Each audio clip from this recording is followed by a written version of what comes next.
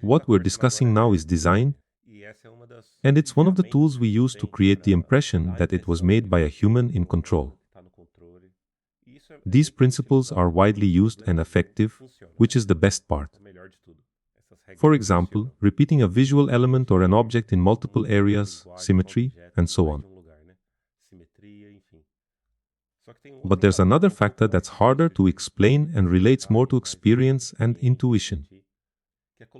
For instance, introducing an element that differs from the dominant visual language. This contrast, new and distinct, is also part of design. It doesn't mean that if the entire project is rounded or sharp, we can't introduce something different.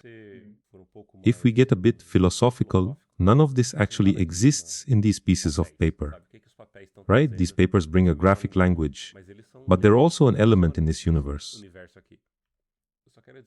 What I'm trying to say is that strictly adhering to these rules and applying them uniformly across the entire model isn't ideal. I prefer to experiment with something new and unexpected when I see a reference and feel a moment of inspiration. Relying solely on my intuition, memory, and experience isn't always the best or most interesting approach for the project. Even if it ends up being a waste of time or doesn't turn out well, I trust that initial impulse to try something new and invest time in it. I often feel that these are ideas I wouldn't arrive at on my own. I believe they're worth exploring. In most professional settings, we won't have that level of freedom, but we'll have the opportunity to develop other strengths, such as faithfully interpreting and executing a concept. That's a challenging skill to acquire and an important one to have. Remember that design is always present in everything we do.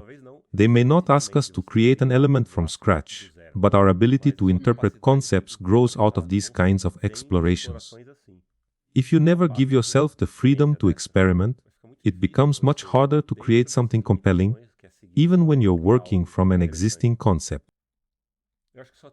Aside from the time these experiments require, which can sometimes make us feel like we're falling behind on the project, there's nothing inherently negative about doing them.